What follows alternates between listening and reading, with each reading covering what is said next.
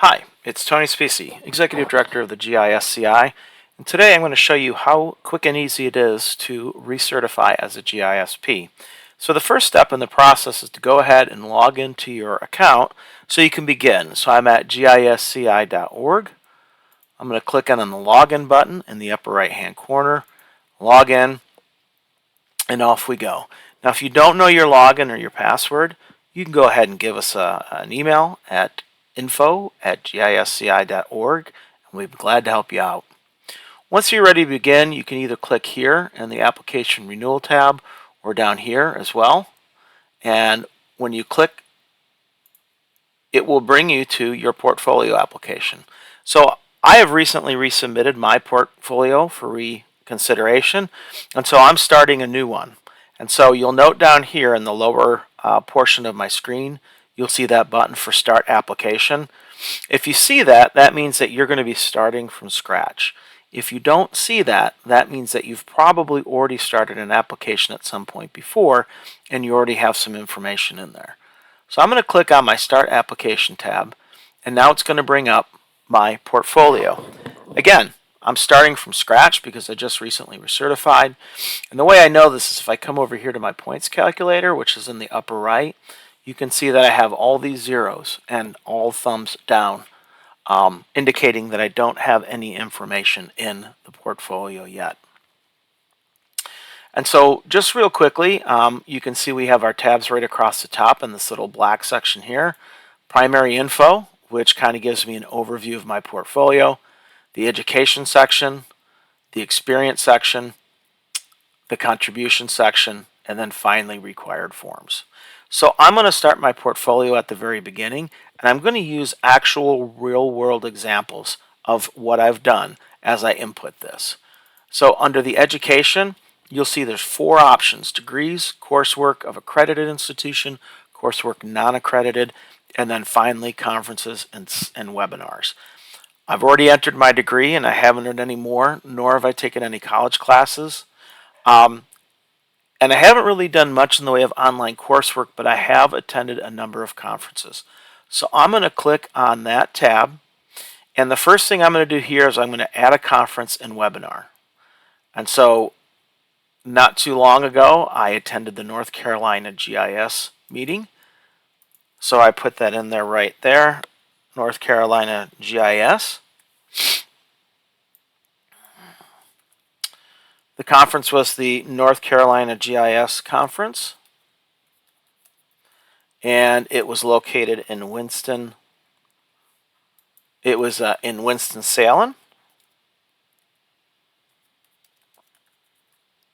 North Carolina, and I was there for a total of 3 days. So I put 3 and I choose days, and then for notes, doesn't really need to be anything critical in here other than that I was an exhibitor and a presenter at the conference.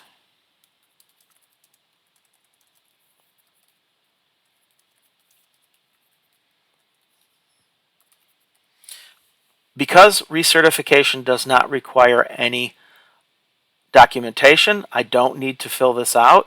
I just click Save. And now you can see that I've added the Winston-Salem GIS Conference. I'm sorry, the North Carolina GIS Conference in Winston-Salem. 3 units, in my case 3 days. That's a total of 4 possible points.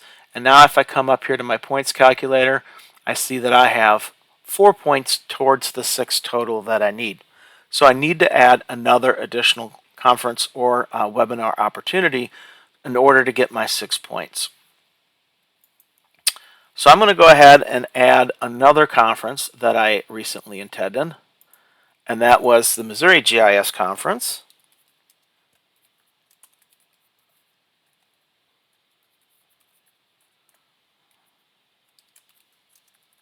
And that was held in Columbia, Missouri. And that too was a 3-day conference.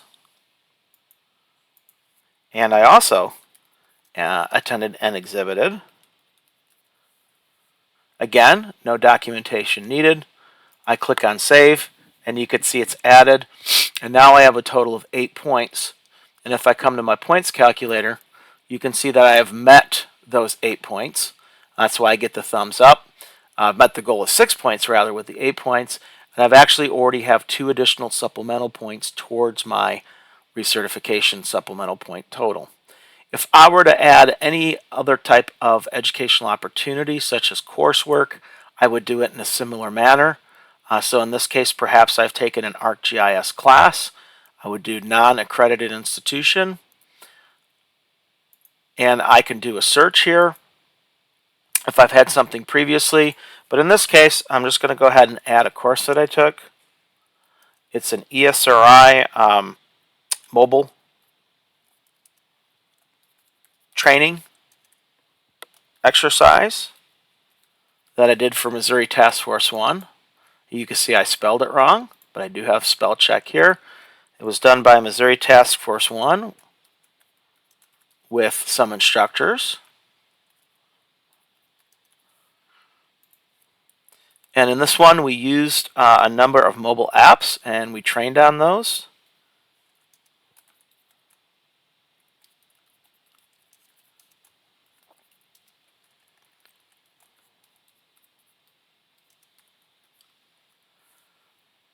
This was 8 hours of training. Again, I don't need documentations. I click save, and I could see I've got these additional points. So now that I have enough educational points, I now want to work and move towards my experience section. I only have one employer currently, so I'm going to add my employer. And this is where it gets a little confusing for some folks, so I want to make sure everybody understands what we're doing. I work for the GIS Certification Institute, and so I'm automatically able to populate that information. I am the executive director. Now, for recertification, for start date and end date, we're going to use the dates of our certification, not the start date of the employment, because we're trying to procure or build up our points from the previous 3 years of our certification. So in this case, I actually started the 15th in 2021. Today's actually my 2-year anniversary. So I'm going to do that. I'm going to leave it blank because I'm still currently employed. And I'm just going to give a very, very brief description of what I do right here. Now, most folks think that when they do this, they're done, but there's an additional step that we need to do. You can see we have the employer right here. Now we had to add experience. So I need to come here and add experience. There are 3 different tiers of experience that we have available, and there's a supervisory bonus. And we do have more information on all of those on the website. So I'm going to come in here as a Tier 3 user. Duties, you just do a brief description of your duties. And I mean brief. And then a percentage. So perhaps you do a couple different things for your organization. I only do one. So 100% of my time is spent as a executive director. Again, I don't need documentation. I click save, and it will automatically calculate these points. Now, I have exactly 20 points because Tier 3 gets you 10 points per year, and I'm literally 2 years to the day on this particular position, so that's why I have exactly 20 points. Now, maybe you are a supervisor, and we have what's called a supervisory bonus. And this is another thing that folks sometimes get a little confused about. We do have instructions down here, but they don't always necessarily make sense. So if you are a supervisor, you actually make a second instance of your employer, including the dates.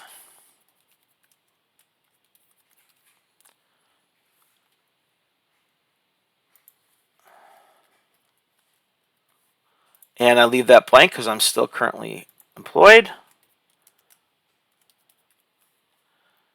Click that. And now see how I have the second instance with no experience. I click add experience, supervisory bonus, and that's what it is. It's a bonus. And so that's why we have to add it a second time. We put in the correct percentage, click save, and now we get an additional supervisory bonus in addition to what I have already accomplished. And so if I go to my points calculator, you can see I have 9.33 points of education, and I need 6, so I'm good there with a thumbs up. Experience is not required for recertification. You can be retired or unemployed, and you can still recertify. I've got 40 points towards that experience. I don't need any, so it's automatically added them to my supplemental points, and now I'm good there, so I have my 12 supplemental points. So now all I need is my contributions points and my required forms. So I'm going to go to contributions next, and I'm going to start adding contributions. Now the important thing to remember is you only need to get the minimum number of points to recertify. You don't have to list everything. So we always encourage folks to start with the biggest point totals and then work their way down. So I've done a lot of things in the world of contributions, but I'm going to start with one of the most common, and that is being a member of another organization. So I have a GIS-related professional association involvement. I am currently just a member, an association member of NISJIC. Actually, I'm a committee member. I'm on the conference committee now. So I just joined that. So I choose that. It's automatically going to populate the points that are possible for me and start year. Remember, it's the last 3 years of our certification. So for me, that's 2020 to 2023. And I'm going to put NISJIC so I know which organization, and then conference committee. I click save. It adds the points. You can see I got 24 points, and now I have enough points actually to recertify. I just need my required form. But I want to show you a couple more things, just because I know not everybody's going to have these types of categories. I've also gone and presented at the conference. We talked about the Missouri conference, so I did a conference presentation. Start year and end year are the same. It was this year in 2023.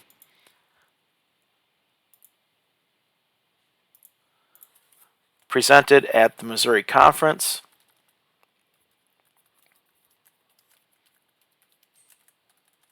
Now, I actually presented 3 times, so I could add this 3 separate times to get the points, but I don't need them. I'm just doing this to show you, and you can see there's my 3 points. Now I'm up to 27. So the last thing I need to do is add my required form. If you are recertifying, you only need to add an ethics form. You do not need to do the employer form. And so you can see here ethics for initial certification and recertification, and then employer form, only initial certification. If you don't have these forms handy, you can click here and download the form and fill it out and download it if you want. We have a PDF of the form available to you. And once you fill out the form, I've already done that, so now I'm going to come here. I'm going to choose my file, and I've saved it on my root drive. So there's my ethics form. Very important to remember to click save. Now once I do that, now you see I've got this blue submit application button. Once you see the blue submit application button, you're ready to go. You've met all the qualifications. And you can verify that simply by going over here to your points calculator again and seeing all those thumbs up. So a couple real quick things I want to show you before we get to the end, and I show you how to make payment. If I come back here to primary info, you can see all the things that I've added today. So there's my coursework. Those are my workshops. Actually conferences. Here's my experience and contributions. So that's kind of my summary page. If I'm in the process of upgrading, filling out my application, and I want to remember what I did, every section has this little history box. So every time you submit your portfolio, it doesn't go away. It gets saved in the history. And so I can go back here and look and see all the different contributions. And this is a good way of remembering. If you're having a hard time coming up with some points, come back here and look, and you can see these are all the things that I've done on previous digital submissions for my recertification. I did actually start back in the days of paper, and the paper wasn't all transferred over, but these are all the digital submissions that I've done over the years. And this applies for all the sections, so I can come back here. If you want to see my history, you can see I used to work for the Department of Conservation, and all that information's in there. Also, we have a manual for folks that are certifying for the first time. Then we also have a recertifications procedure manual that you can download right here. and get the information, and it will provide you some additional information if you're struggling to get things done. So now that I'm done and I'm ready to go, I'm going to click Submit Application, and the Submit Application will bring me to a payment screen. I'll have the choice of paying for 3 years all at once, which is what most folks do. I can also do an annual payment of $95, and then I'm invoiced each of the next 2 years. I'll pay $95 up front and then get those 2 invoices. I'm going to go ahead and go back to this 3-year and click Purchase, and it will take us to our checkout screen where it will automatically bring up all of our information. We go to Review Order, and then we have the final step in this process is to make payment. And so the default option is credit card. If you want to pay by invoice, you can do that as well. When you go ahead and place that order, the portfolio goes through the system and it comes to us for approval. We won't approve your portfolio until we receive payment. So if you choose to do the send payment option, please be sure to get that check and send it to us at our 503 East Nifong address. 338 is the box. It's Columbia, Missouri, 65203. You can see that address right here. You'll also receive it on your invoice. And you also have the ability to pay with a credit card off that paper invoice if you choose that. So I'm going to stop here because I'm not ready to submit my portfolio since I just did it a few months ago. But I hope you enjoyed this video. We intend on making more. Please add any suggestions or comments in the comment box, and we look forward to seeing you soon. My name is Tony Spicci. I'm the Executive Director for the GISCI. I just want to say thanks for being a part of the GISCI.